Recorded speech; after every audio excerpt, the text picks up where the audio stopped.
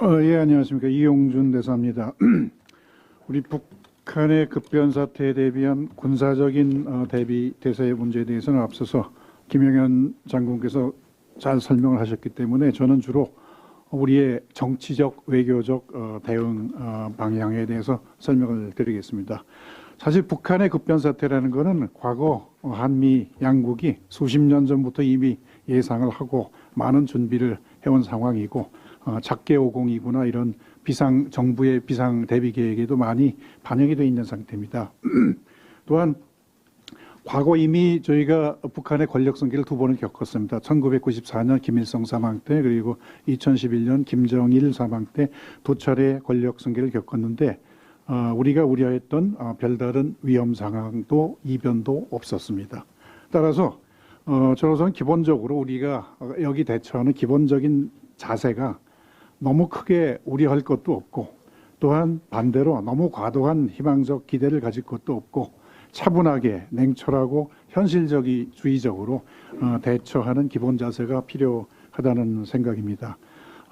그러니까 북한 급변 사태 시 우리가 어떻게 대응할 것인가 하는 것은 김정은 사망 시에, 김정은이 사망할 경우에 북한 내부 정세가 어떤 식으로 전개되어 갈 것이냐에 대한 정확하고 면밀한 분석을 토대로 해서 이루어져야 할 것으로 생각을 합니다. 북한 내 권력 승계가 순탄하지 않을 경우에는 급변 사태가 초래될 수도 있을 것입니다. 그렇지만 과거 김정일과 김정은의 권력 승계 시에도 북한 내에 특별한 정세 불안이나 급변 사태는 없었습니다. 그리고 비교적 조용하게 승계가 진행되었던 것이 역사적 사실입니다.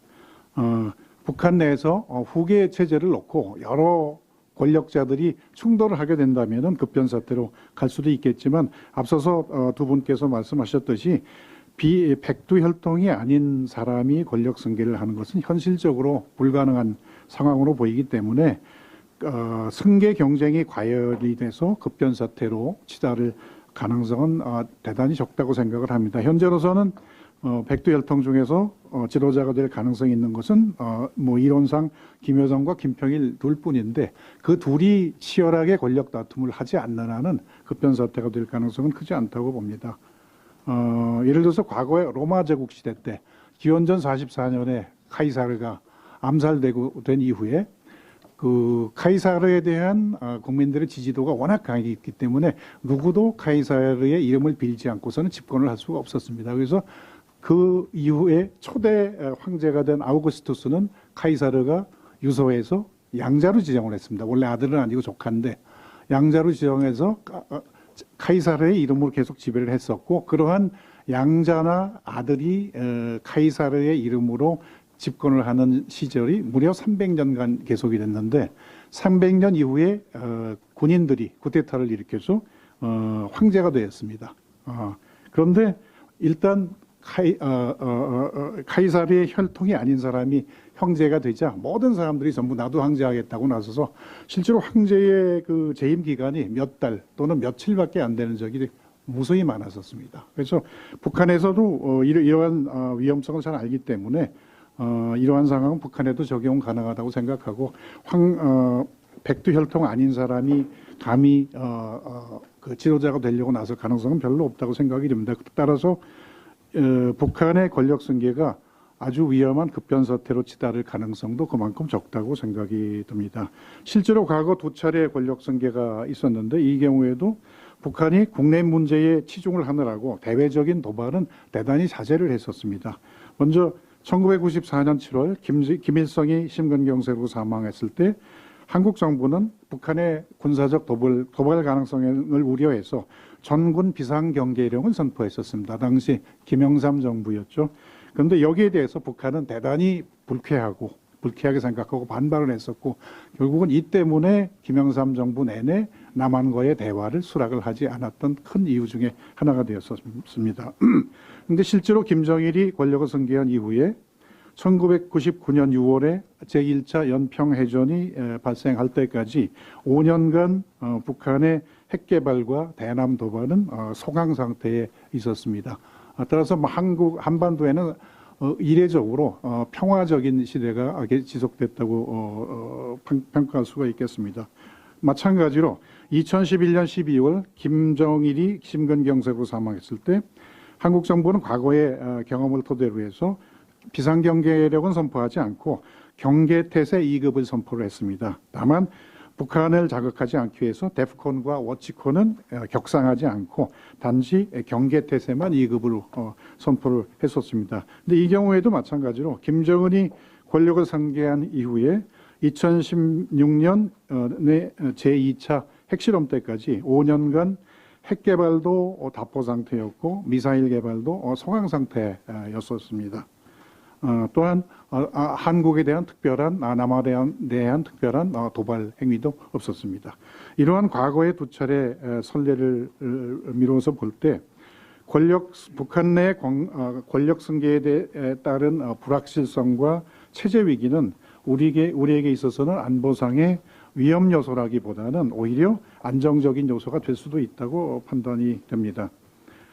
따라서 권력 승계를 위한 북한 내의 극단적인 내부 투쟁이 발발하지 않는 한 북한은 내부적인 체제 안정이 확보될 때까지 상당 기간 동안 아마도 수년이 걸리겠지만 남북 관계를 포함한 대외 관계의 동결과 현상 유지를 선호할 것으로 전망이 됩니다.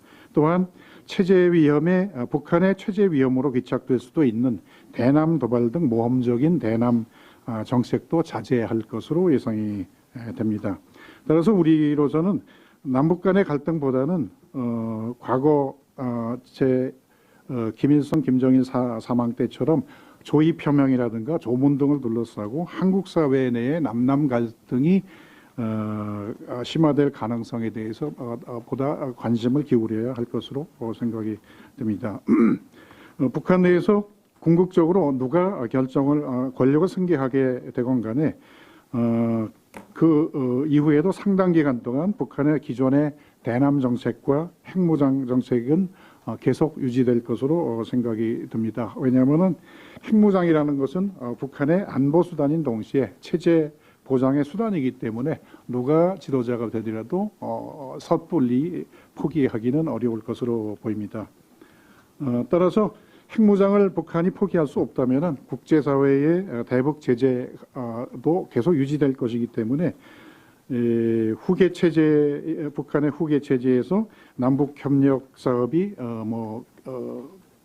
단시간 내에 재개되거나 이러한 남북 관계 급진전 가능성도 대단히 적다고 생각이 듭니다.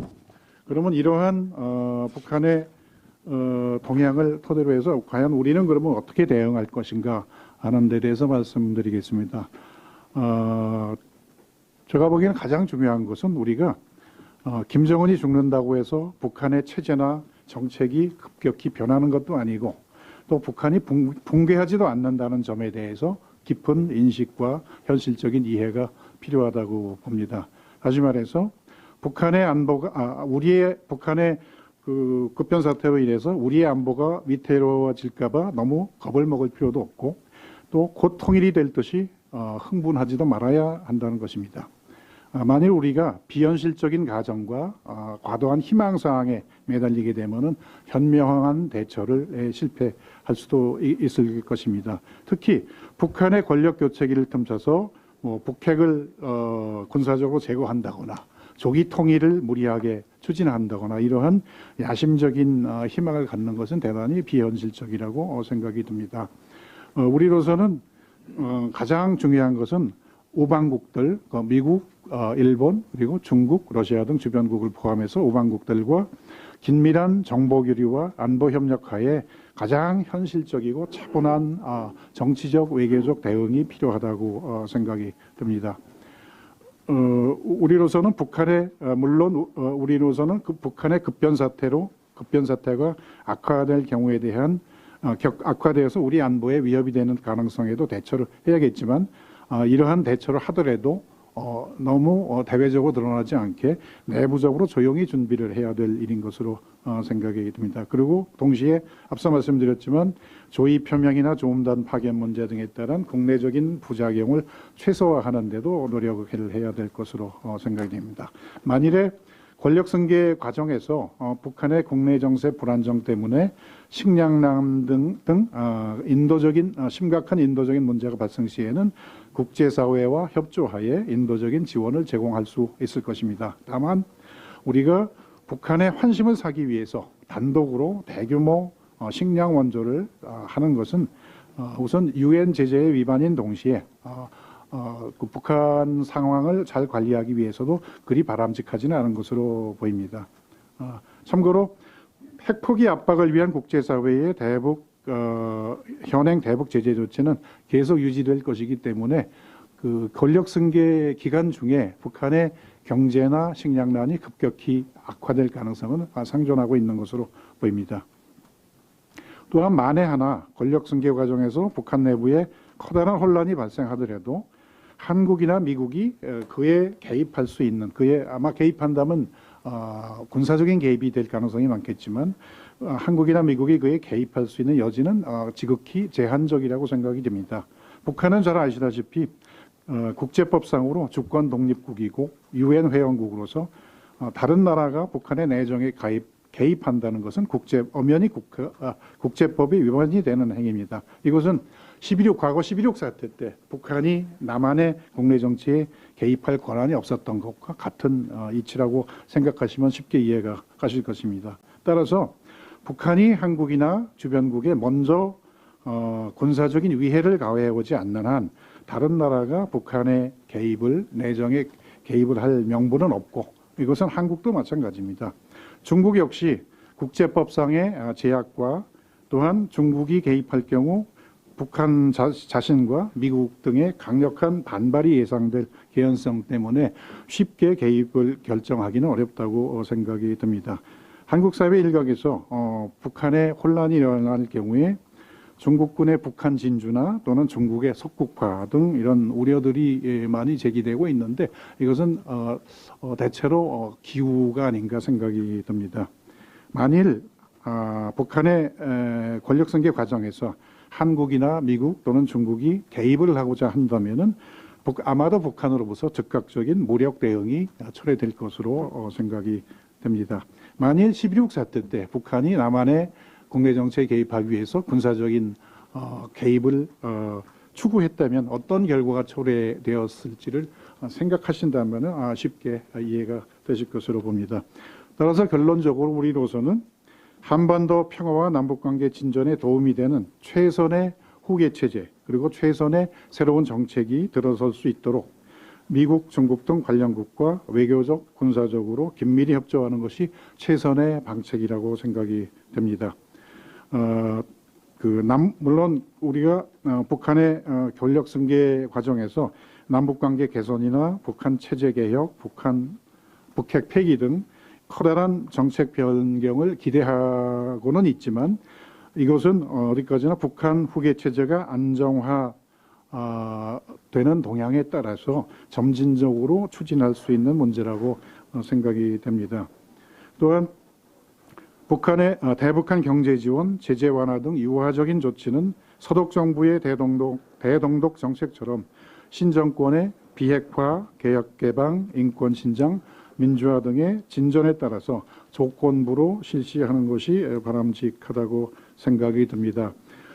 일각에서는 북한의 환심을 사기 위해서 우리가 선도적으로 대규모 대북 경제 지원을 해야 된다 하는 견해도 있지만 과거의 남북관계 경험상 그런 방식으로는 북한의 정체성이나 정치체제 변경을 실현시키기 어렵다고 생각이 됩니다. 또한 우리의 대북 지원이라는 것은 우리가 북한에 대해서 군사적으로 개입하지 않는 한 대북 경제 지원은 우리가 북한에 대해서 가지고 있는 유일한 레버리지입니다. 따라서 이것을 북한에 대해서 사용하는 것은 한반도 평화와 그리고 남북 관계의 장래를 위해서 아주 신중히 가장 효과적인 방식으로